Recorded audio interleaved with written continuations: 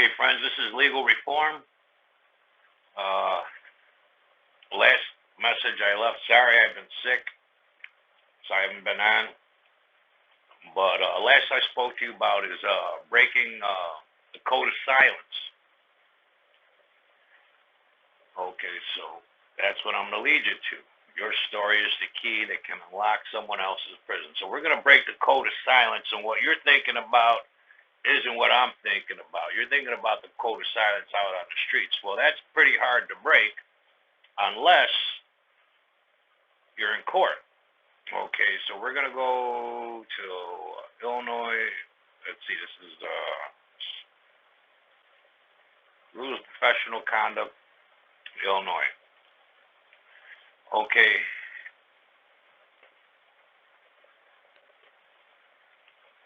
So when you go to court, a lot of people ask me for the quick fix. So if you're in court, or you got to go to court, when you walk in there, you want to cite your attorney for ineffective assistance of counsel. And the judge may ask you, what are you referring to?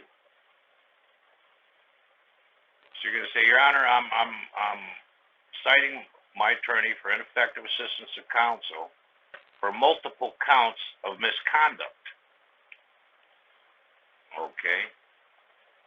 So misconduct.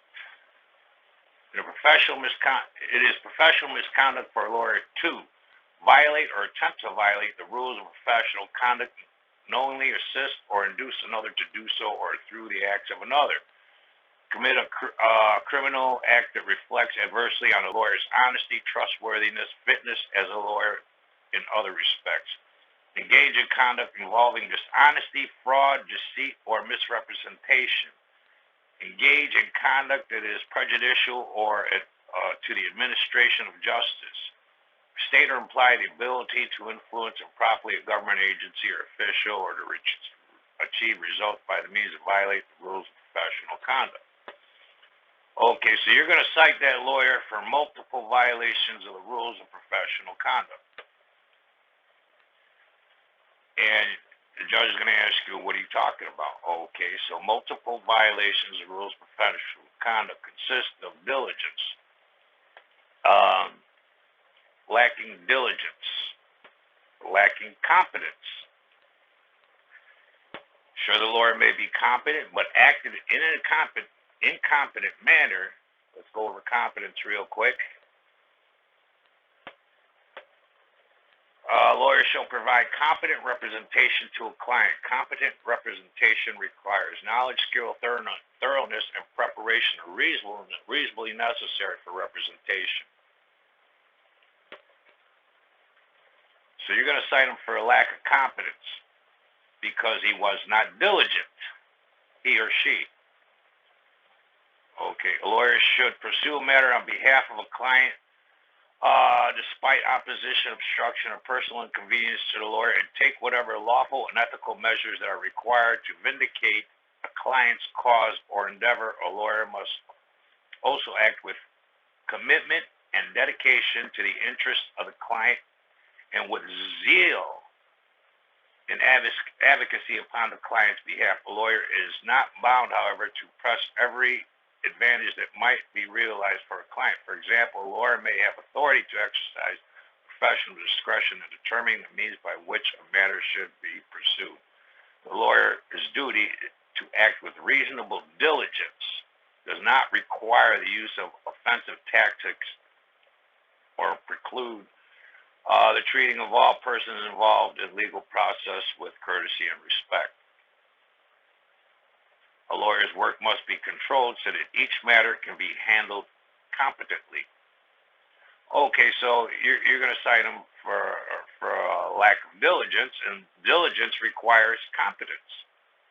Okay, so you're citing, this will be failure to comply on competence, failure to comply on diligence, communication, failure to comply on communication. A lawyer shall promptly inform the client of any decision or circumstances with respect to the client's informed consent.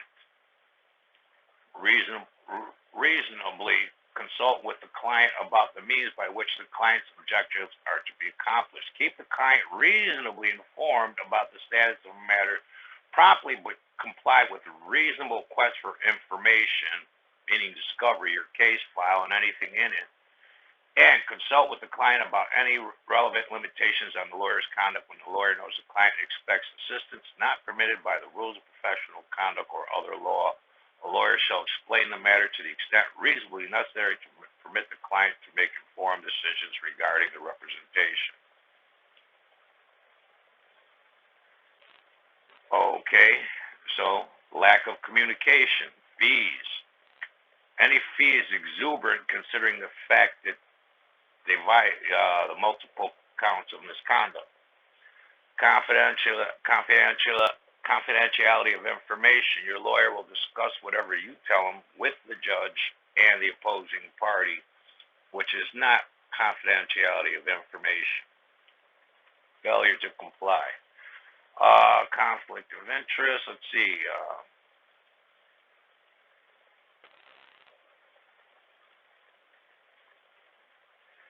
There's a lot of things you can, declining or terminating representation. If you bring up these rules, your lawyer will want to decline. He will ask the judge if he can be removed from the case.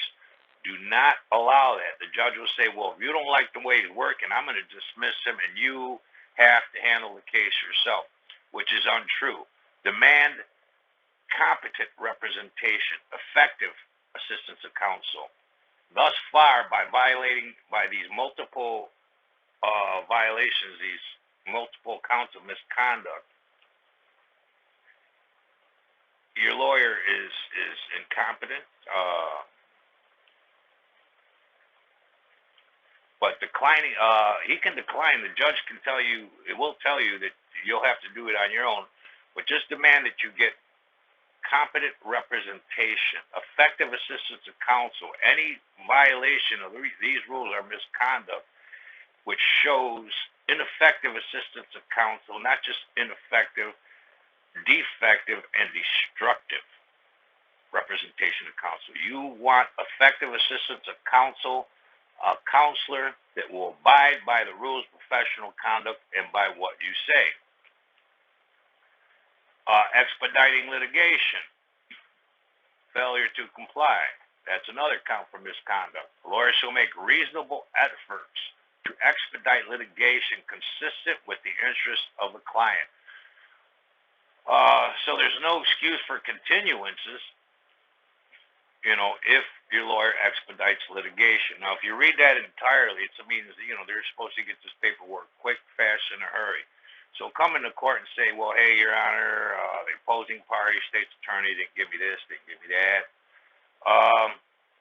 So they're going to ask for continuance. Reject that continuance. Tell the judge you'll accept the continuance for them to run to their offices and expedite this litigation.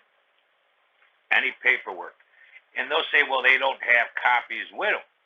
You can ask the judge nicely if he can make copies of the opposing party's file and of your counselor's file, which I highly doubt your counselor, your attorney, your lawyer gave you any information pertaining to your case, which is called discovery or discovery of facts, which is your case file. You can cite them for candor towards a tribunal. Since you didn't notice, that is not candor towards a tribunal.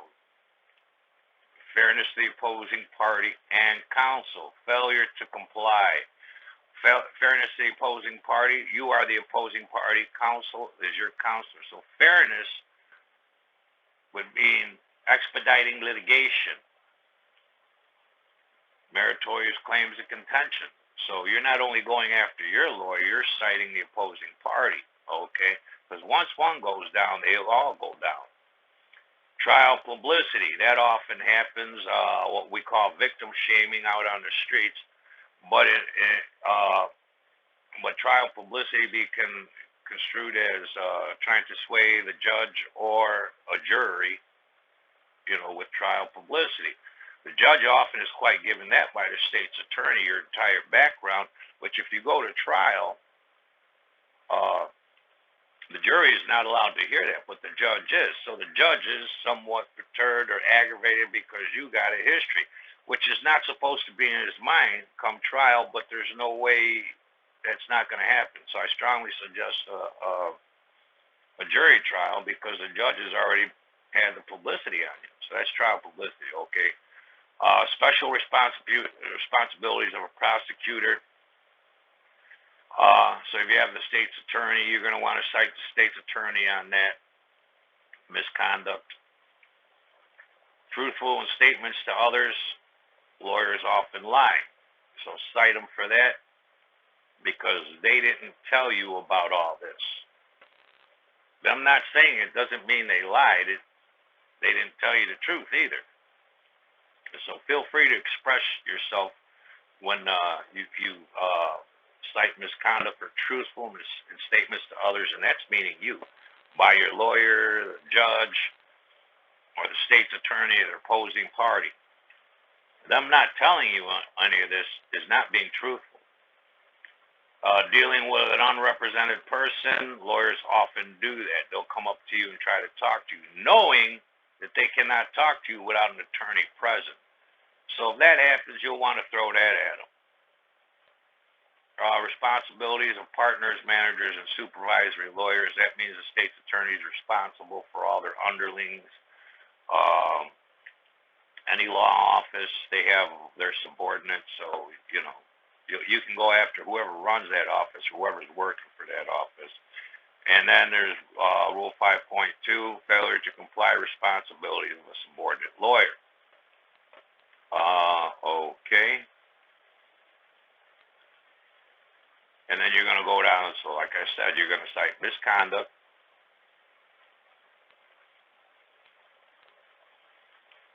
lack of competence, the scope of representation, allocation of authority between client and lawyer, diligence, communication, because none of this happens. If the lawyer was competent, he would be diligent, he would communicate, right? So he or she acted in an incompetent manner. Don't forget duties to a former client. Just because your case is over doesn't mean they don't have any duties to you. Okay. Meritorious claims to contentions, failure to comply. Expediting litigation, failure to comply. Candid toward the tribunal, failure to comply. Fairness to the opposing party and counsel, failure to comply. Impartiality and decorum of the tribunal. That's towards the judge. The judge is not telling you about this. The rules of professional conduct or the code of judicial conduct is not being impartial. Okay, and the tribunal is the judge. Not just the judge, but the lawyers involved. So you're going to want to cite them for that. Trial publicity, failure to comply. Special responsibilities of a prosecutor, failure to comply. Truthful in statements to others, failure to comply because they didn't tell you about this. Dealing with unrepresented person, possibly failure to comply. Lawyers usually violate that. Responsibility partners, managers, supervisory lawyers, failure to comply. Responsibilities of a subordinate lawyer, failure to comply. Responsibilities regarding non-lawyer assistants. That means anybody that works for your lawyer or the other side, they have special responsibilities. Okay.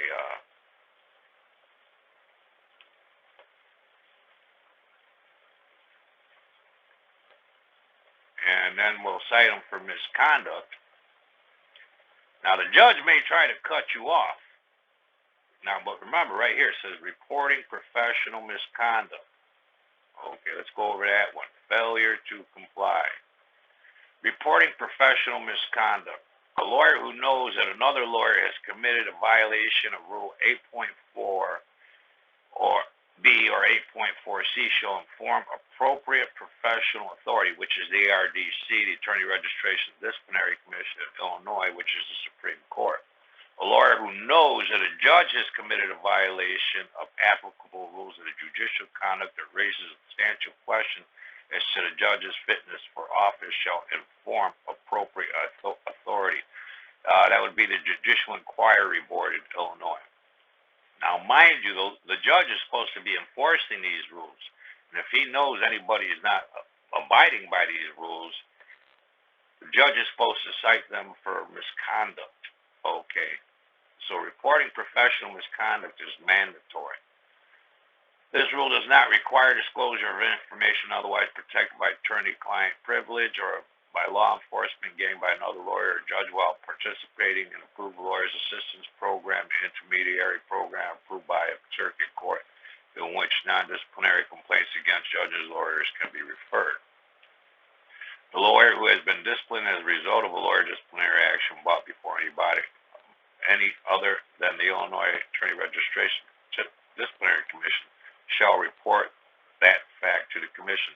Don't forget, you can also report them to the American Bar Association. Okay, each state has, like Illinois has the Illinois Bar Association. You want to report them to the Illinois Bar Association and the American Bar Association. Okay, so reporting misconduct is mandatory. And over here, see the Code of Judicial Conduct? Okay,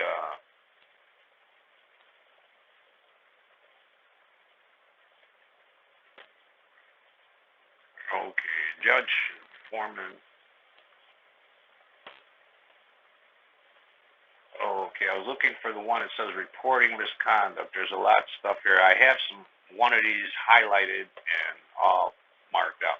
A judge shall perform judicial duties without bias or prejudice. A judge shall not, in the performance of judicial duties by words or conduct, manifest bias or prejudice, including that but not limited to bias or prejudice based upon race, sex, religion, national origin, disability, age, sexual orientation, or socioeconomic status, and shall not permit staff, court officials, or other subjects of the court's direction and control to do so.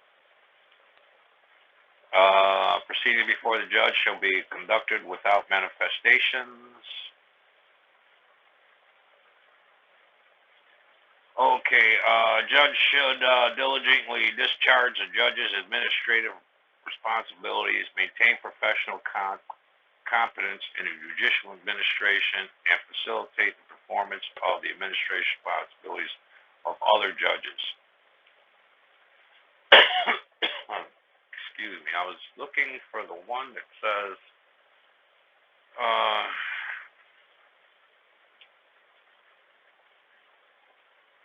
the judge has to report misconduct.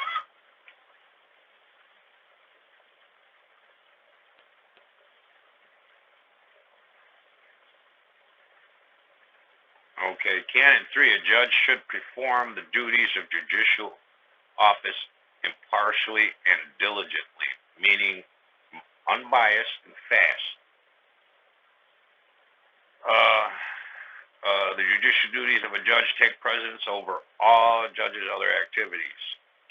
The judge shall be faithful to the law and maintain professional competence in it. The judge should be unswayed by partisan interests, meaning no politics, public clamor, or fear of criticism. A judge should maintain order and decorum proceedings before the judge. The judge should be patient, dignified, and courteous to litigants. That means you, jurors, witnesses, lawyers, and others whom the judge deals with in official capacity, and should require similar conduct of lawyers and of staff, court officials, and others subject to the judge's direction and control.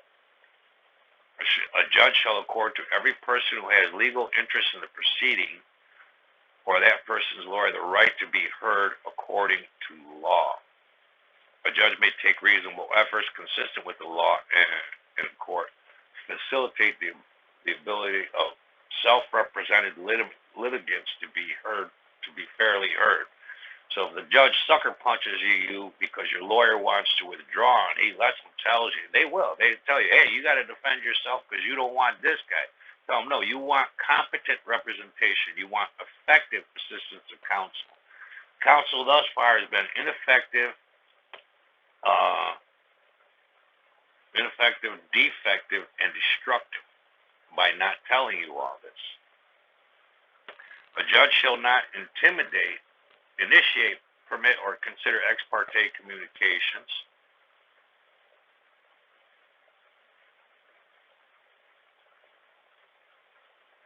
Okay, okay, here it is. A judge having knowledge of a violation of these canons on part of a judge or a violation of Rule 8.4, misconduct of the rules of professional conduct, part of a lawyer shall take immediate appropriate disciplinary measures. So the judge, if he knows a lawyer is violating the rules of professional conduct, it's mandatory for him to report it to the ARDC. And if he knows of a judge, including himself, is violating the code of judicial conduct, they are required to report the lawyer or another judge or themselves to the Judicial Inquiry Board. They're legally obligated to report themselves for not abiding by the rules of professional conduct or the code of judicial conduct. Okay, this is rule of the law. So the only reason people think it doesn't exist is because lawyers and judges aren't telling you these are the rules governing lawyers and judges. This must be abided by. This is their job description. This is what they're there to do. Okay. So we're going to go back here.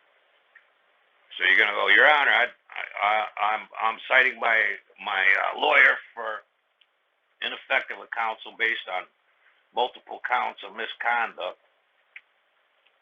And I remind you, reporting professional misconduct is mandatory. Thus far,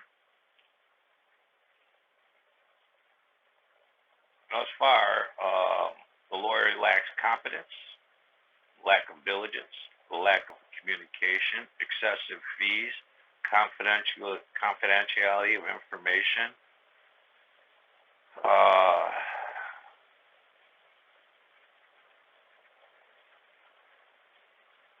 client with a diminished capacity for some, declining or terminating representations. Remember, the judge will tell you if you're not satisfied with that attorney, which is if it's a court-appointed attorney, even if it's your own attorney that you paid for, you can ask that judge to cite that lawyer for ineffective, or you cite him for ineffective assistance of counsel. Tell the judge he's trying to decline or terminate representation because you are questioning him about the rules of professional conduct and why is he or she not abiding by them. Advisor, failure to comply. Meritorious claims and contentions, failure to comply. Expediting litigation, failure to comply. Candid towards a tribunal, failure to comply. Fairness to the opposing party, counsel, failure to comply. They say, well, he gave it to your lawyer, but not to me. It goes through you first before it goes to your lawyer. Remember, your lawyer, the legal term is assistant of counsel. Your lawyer is called a counselor, and he is there to assist you. We're going to go over the preamble in a minute. Trial publicity, failure to comply. Impartiality, decorum of the tribunal, failure to comply. Special responsibilities of a prosecutor, failure to comply. Truthfulness statements to others, failure to comply. Communication with person, okay, we'll leave that one alone. Dealing with an unrepresented person, failure to comply. The state's attorneys like to talk to you before you even get a lawyer to give you a deal. Failure to comply. Responsibility of partners, managers, supervisors, or supervisory lawyers, failure to comply. Responsibility of a subordinate lawyer, failure to comply. That talks about them abiding by the rules of professional conduct.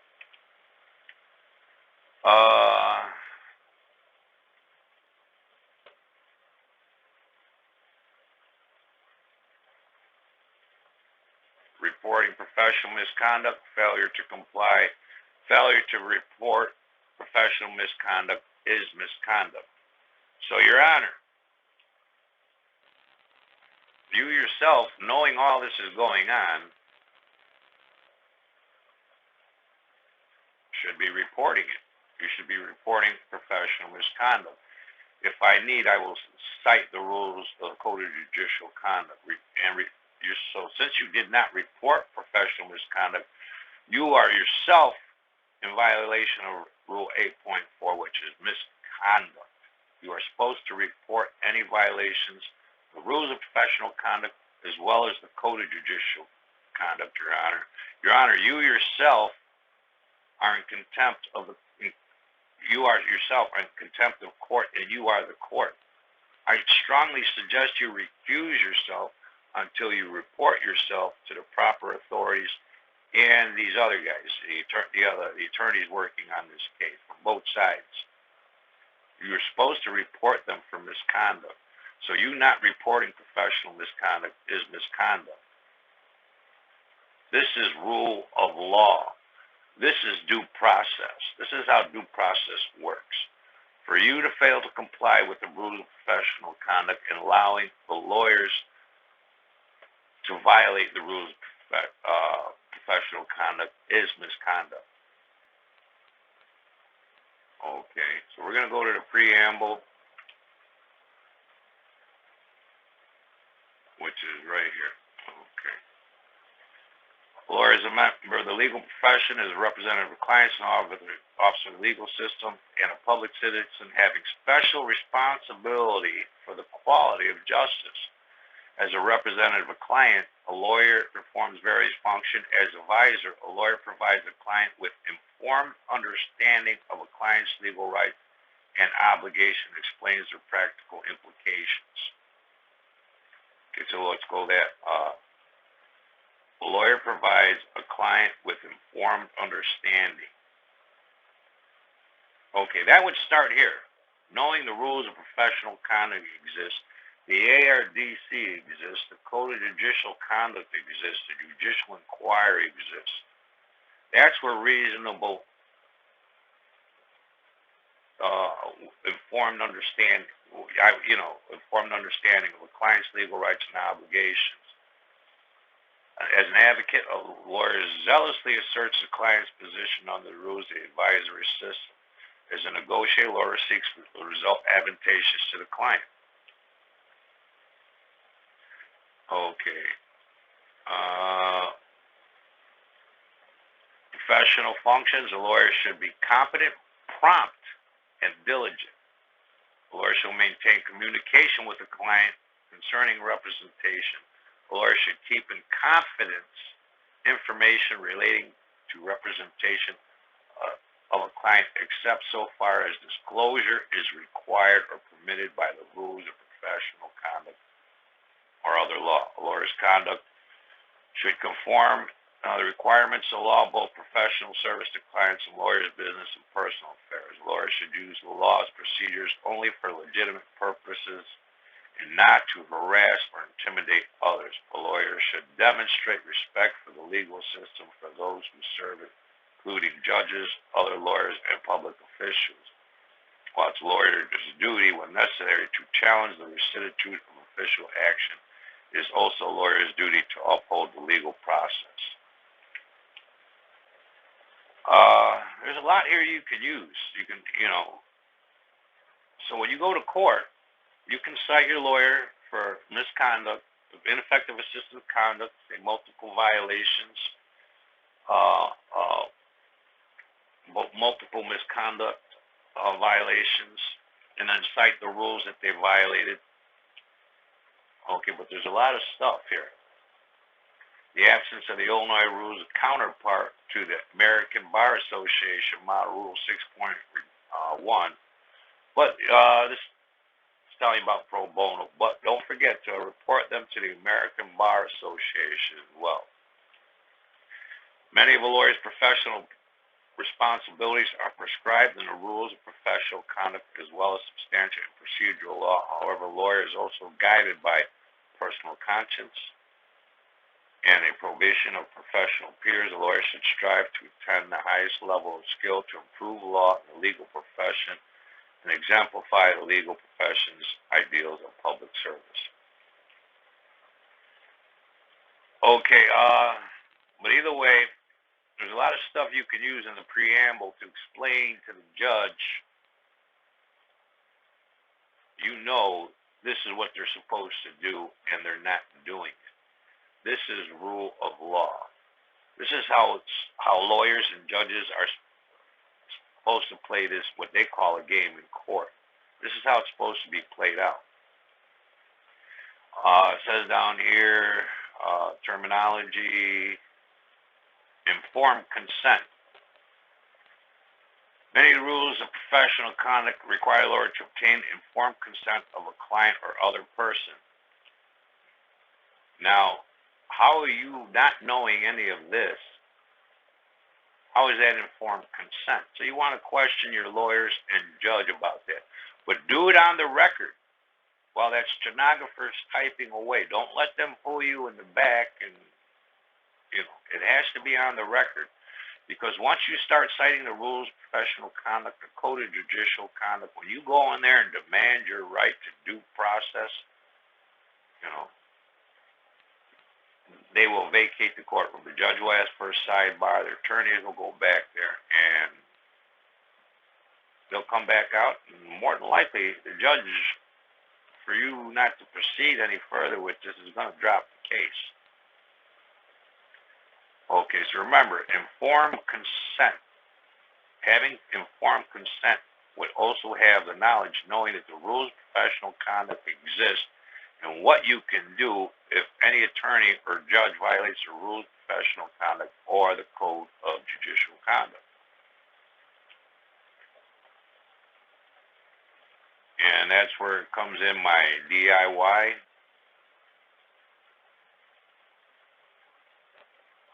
For the PSA.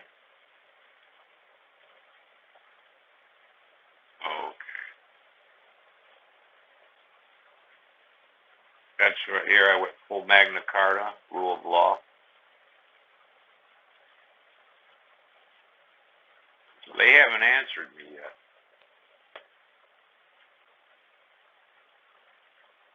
Okay, I gave you due process DIY. Now let me, I just explained to you what goes in there.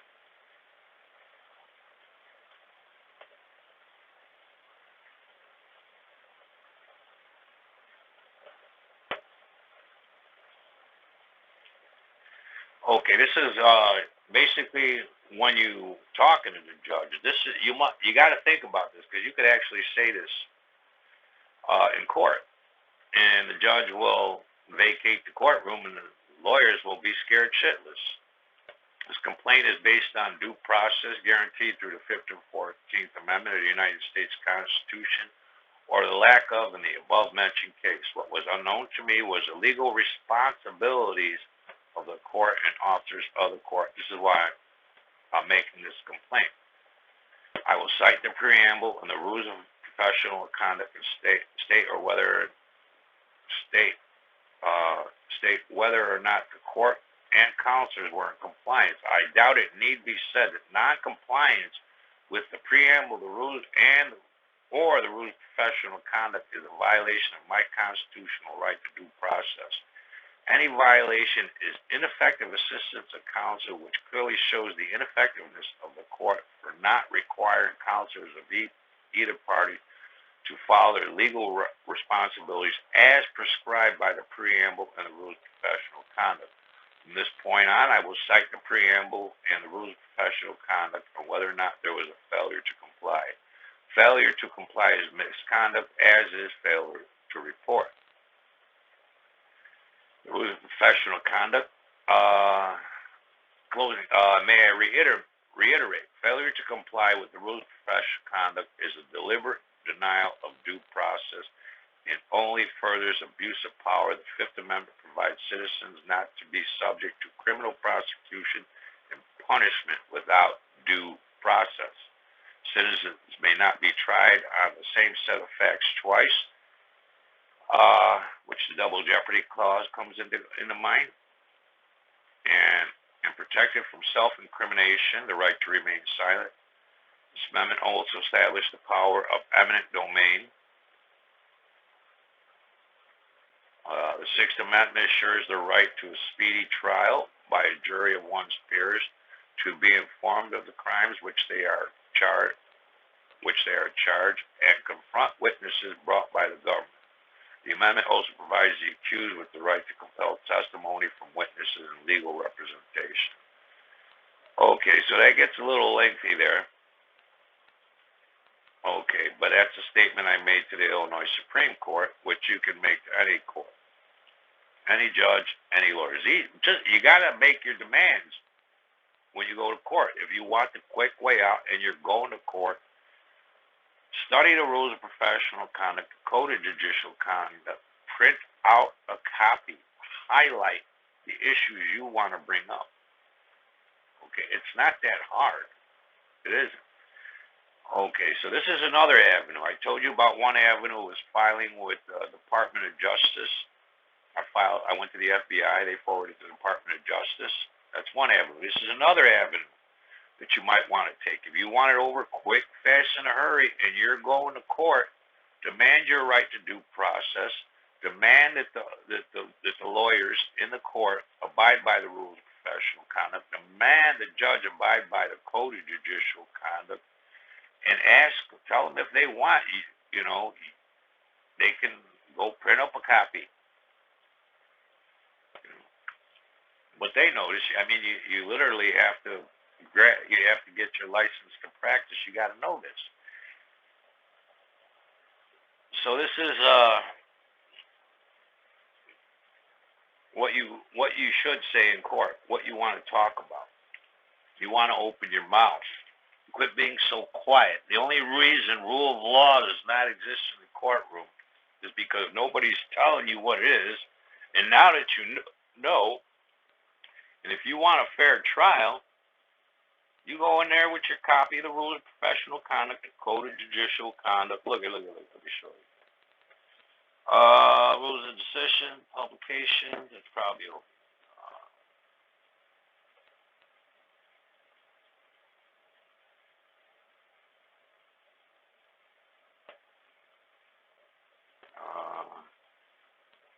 Let's see, there? No.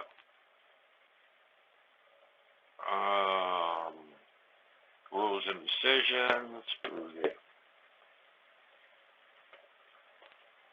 Oh, it says how to submit a request for investigation. Download report, a request for information form. Okay.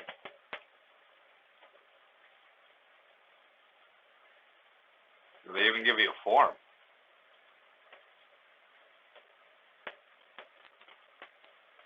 Okay, that's another avenue.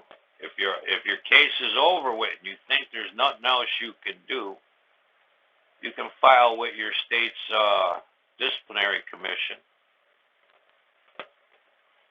And once they take that lawyer's job, they're going to have to, shut down that case. They're going to have to say, hey, we have to go over this because this lawyer violated this guy or the woman's right to due process. The judge violated their right to due process. We're going to have to cite them with violations of the code of judicial conduct, rules of professional conduct. They can't work no more. And since they broke the law to make you look like a criminal, the very least you'll get a do-over. More than likely, you'll get tossed out of court. Okay?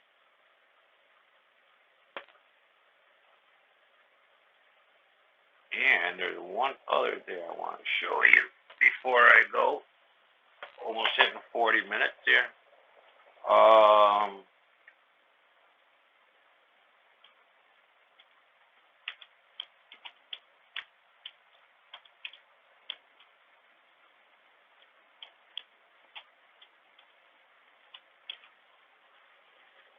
No matter what state, you Google that, and it's going to come up. Okay? So, the coronavirus hit us all hard except for the legal profession. Okay? Remember, legal malpractice insurance is a must.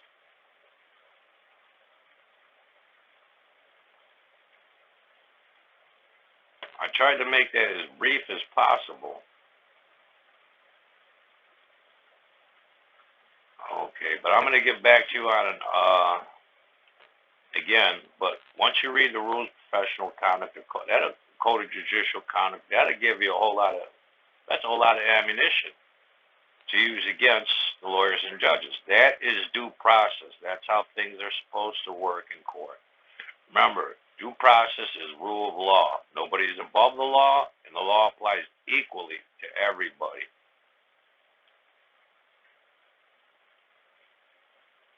And I gave you my elaboration of rule of law, and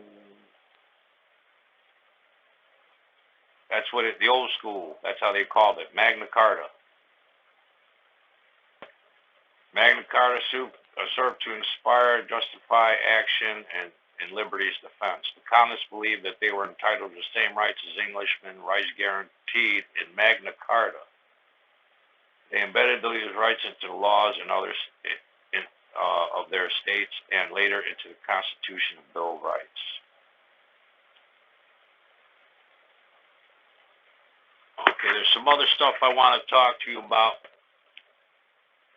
But if you want to quick out, learn the rules of professional conduct, the code of judicial conduct, Zoom with your friends, pretend they're the lawyer, and start, like I said, just make a copy of the code of judicial conduct, practice on what you're going to say to the judge. Just highlight everything, and you'll figure it out. All you got to do is read it, and you'll figure out what you want to say to that judge, what they're supposed to be doing and not doing. This is called rule of law.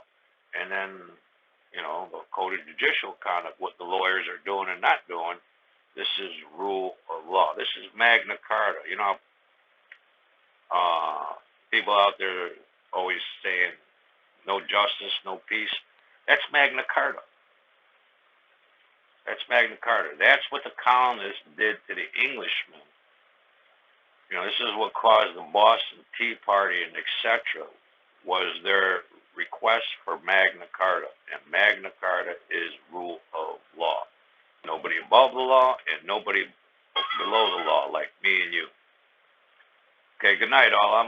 This is 42 minutes and 4 seconds. I'm going to let you go on this one. I don't like to make these too long, because most people I know have a short attention span.